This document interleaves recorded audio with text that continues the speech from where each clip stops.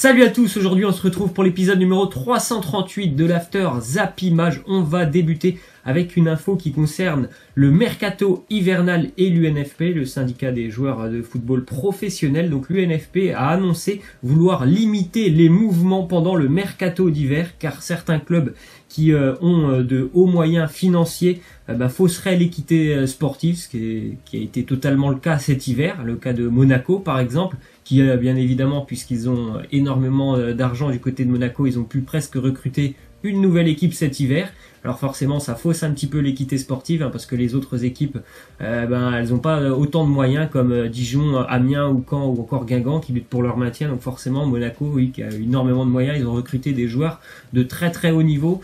Donc ça fausse un petit peu tout ça. Je pense que oui, ça serait bien d'instaurer quelque chose comme par exemple 3 recrues au mercato hivernal.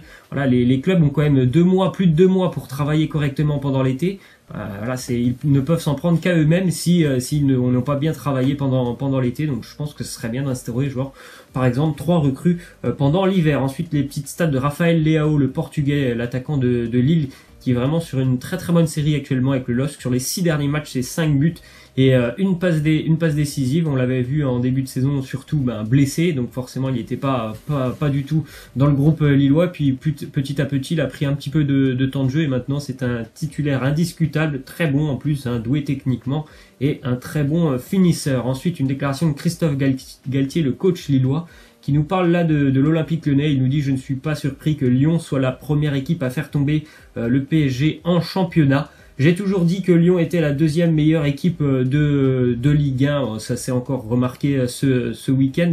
En général, le Paris Saint-Germain, lorsqu'ils ont des problèmes en Ligue 1, c'est soit face à Lyon, c'est souvent même face à Lyon.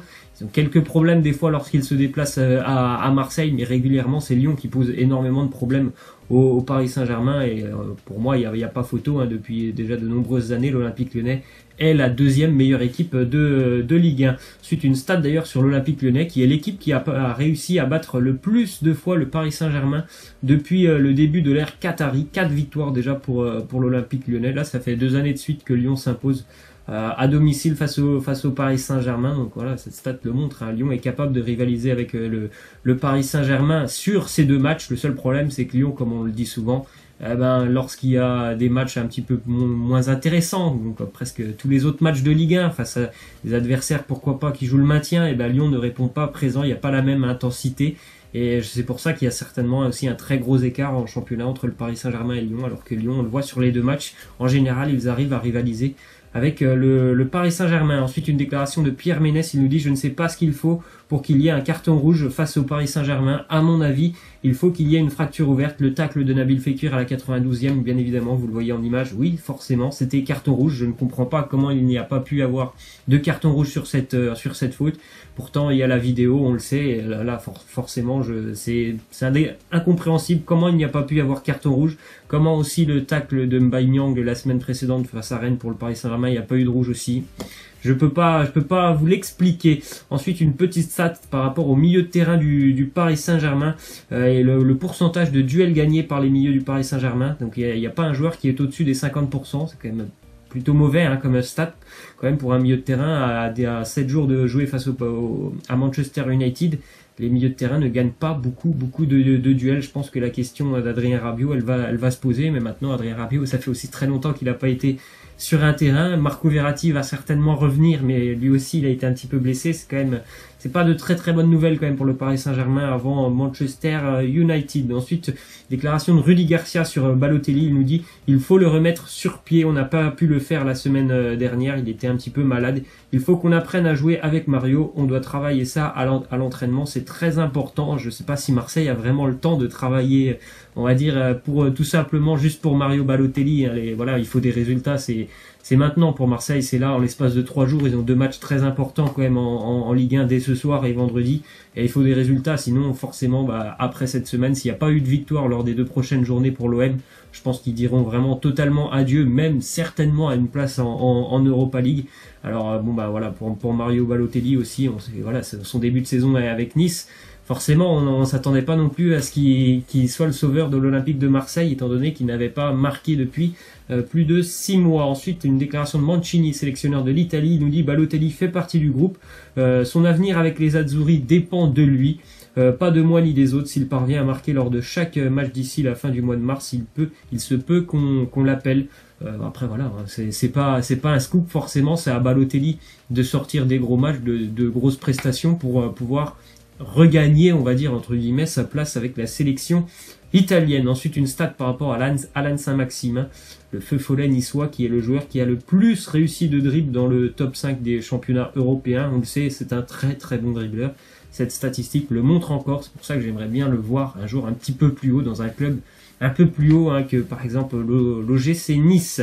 Ensuite, une petite info qui concerne Lionel Messi, on l'a vu un petit peu se toucher la cuisse, notamment ce week-end face à Valence en championnat. Il y avait des petites incertitudes, donc ça sera à lui de décider s'il jouera demain le Classico en Coupe du Roi face au Real Madrid, même s'il n'y a pas vraiment de blessure musculaire. Ce sera lui qui décidera. Le médecin a dit que normalement ça pourrait le faire pour Messi, pour qu'il soit présent demain. Après, je pense aussi qu'il faut pas trop prendre de risques.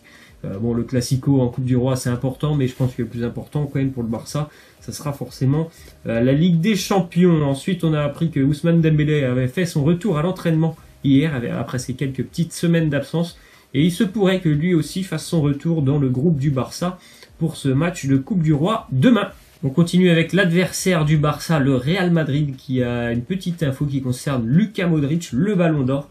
Visiblement, Luka Modric ne souhaiterait plus quitter le Real Madrid, il voudrait même y terminer sa carrière, donc peut-être que Florentino Pérez, le président, pourrait le prolonger, et voire peut-être même lui offrir un très très gros salaire pour faire peut-être de lui le joueur le mieux payé de l'effectif, alors que bon, il y a peut-être encore 2 mois, il y avait de grosses rumeurs du côté de l'Inter Milan autour de Modric. Visiblement, ça a un petit peu changé ces derniers jours. Prolongation de contrat aussi du côté de Valence pour le capitaine valencien Dani Parejo jusqu'en 2022 avec Valence. Sa clause libératoire est à 50 millions d'euros. C'est un excellent joueur. Ceux qui ont regardé d'ailleurs le match face au Barça ce week-end ont pu le voir.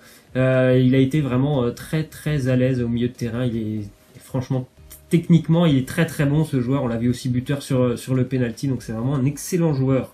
Suite déclaration de Jürgen Klopp, le coach de Liverpool, il nous dit: nous avons 2 matchs très importants et très difficiles face au Bayern, il faudra les jouer à fond. Certains nous voient passer facilement parce que ce n'est que le Bayern Munich, mais est-ce que vous avez regardé leur équipe? Alors c'est sûr que si Liverpool joue de la même manière qu'ils ont joué hier face à West Ham, ça sera compliqué face au Bayern Munich, mais après voilà, le Bayern n'est pas en très grande forme actuellement. On ne sait pas s'il y aura Ribéry et Robben à 100%, donc c'est pas franchement le même Bayern s'il n'y a pas Ribéry et Robben. Et si Liverpool est à fond, je pense qu'il n'y aura pas photo à Anfield. Après voilà, hier on les a vus à West Ham par exemple en grande difficulté, et les derniers résultats de Liverpool ne sont pas super encourageants. Ensuite, des petits résultats en Italie avec 2 victoires hier importantes à l'extérieur pour la Lazio, notamment du côté de Frosinone grâce à Caicedo. La Lazio remonte à la 6e place, et une autre victoire, l'Atalanta Bergame, qui s'impose du côté de Cagliari 1-0. Lui aussi, l'Atalanta est 5e. Victoire importante pour l'Atalanta, puisque Cagliari est une équipe vraiment très très difficile à bouger à domicile. C'est seulement leur 2e défaite à domicile pour les Sardes, classement et de la Serie A, avec la Juve qui est toujours bien évidemment leader, même s'il y a eu 2 points de perdus ce week-end. Le Napoli 51 points à 9 points de la Juve. Le trou est fait entre la première et la deuxième et la 3e place. L'Inter à 40 points. L'Inter regarde, je pense, maintenant un petit peu derrière, parce que l'AC Milan a 36, l'Atalanta 35, la Roma 35, la Lazio 35, même la Sampdoria on va dire 33, donc c'est assez ouvert quand même pour les places européennes, on va dire depuis la 3e place jusqu'à la 6-7e en Serie A italienne. Petite statistique maintenant sur les joueurs de champ qui ont joué le plus de minutes lors de ces 5 dernières saisons. Azpilicueta, le latéral de Chelsea, qui est premier, devant Kamil Glik, le défenseur monégasque, Parejo aussi qu'on retrouve, ou encore Lionel Messi. Ce sont des joueurs qui sont déjà très importants dans leur équipe et qui en plus de ça sont très rarement blessés, donc forcément